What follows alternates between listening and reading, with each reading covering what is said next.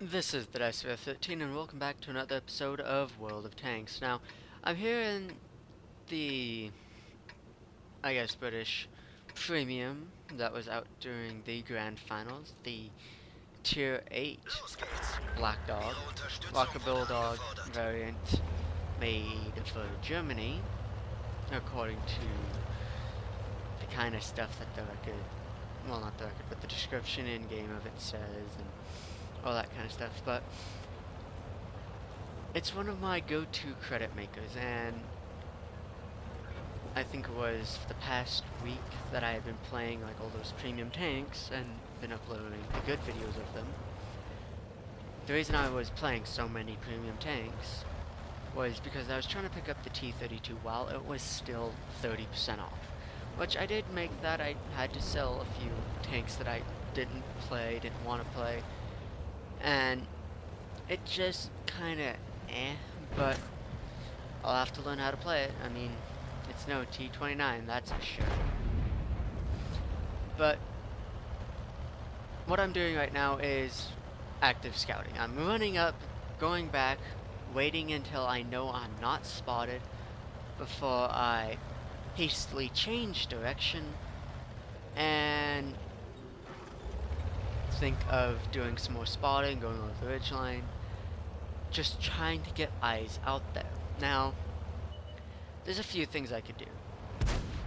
One of the things that I could do is, well, increase view range and spotting range instead of having binoculars by having coated optics. Putting skill crews for coated optics and so on and so forth. And, well, yes, that would increase the view range to probably near max or at max. It wouldn't do too much more to counteract camouflage. And the way camouflage and spotting works is your camouflage is basically okay. So when you're still, the enemies have to get this close before they can see you, and if you're moving, the enemies have to get this close before they can see you. And when you're firing, when you're so on and so forth.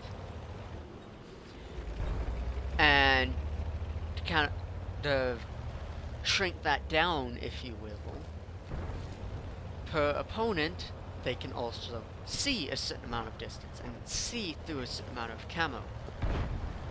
So if you have maxed out camo at, I think it's 445 or something like that, but on paper you have about 475.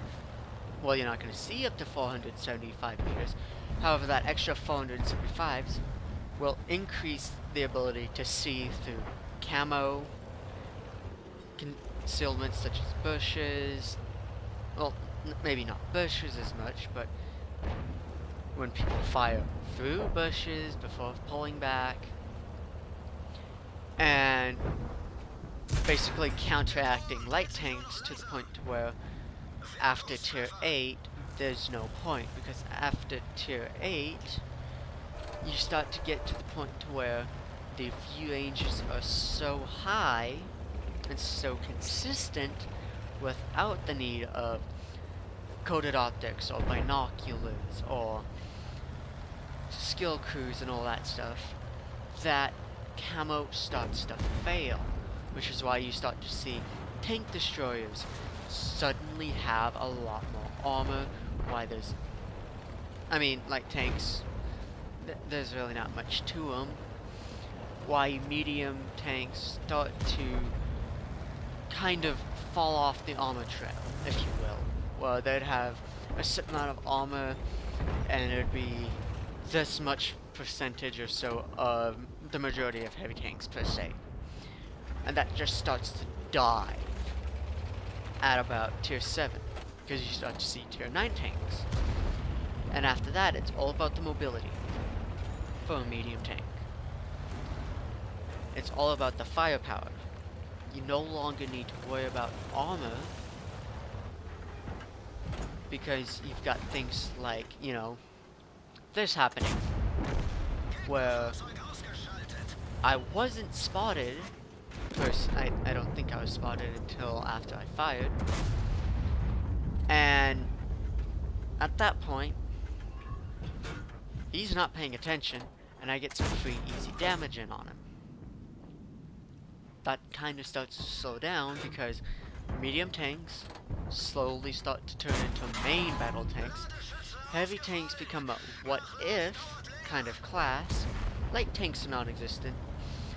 And tank destroyers, well, most of them, start to turn into assault guns. Well, yes, they only face one direction most of the time, unless the turreted, in which case they're thinly armored most of the time. Again, just generalizations here. And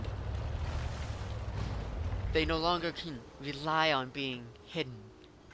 Artillery does not increase in accuracy. In all honesty, I would not mind instead of like base high, very very high damage,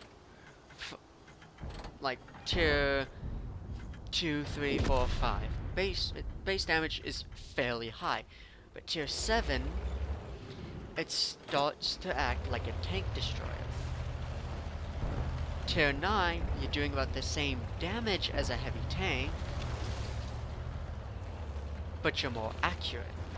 Where they start to kind of trade off high one-shot RNG, please guide the shell in, for I know I'm gonna hit.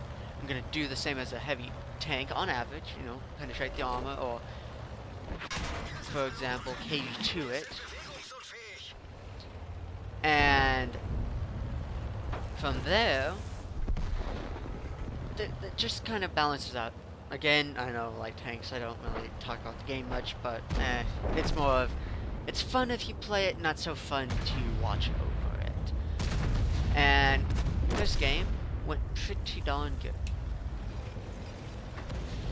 There's only that tank right there, which I could have gotten a kill on if I had noticed sooner.